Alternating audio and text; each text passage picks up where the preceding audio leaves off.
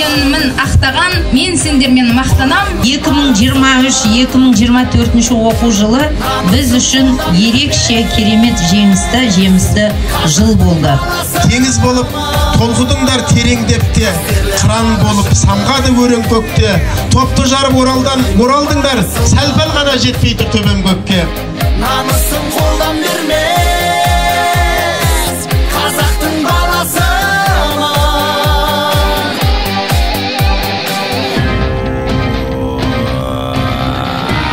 Сон білекпен, нұр жүрекпен, намыс туын желбіреткен белдескеннің белін үзіп, егескеннің еңіреткен Ұжыммен жұмыс жасау.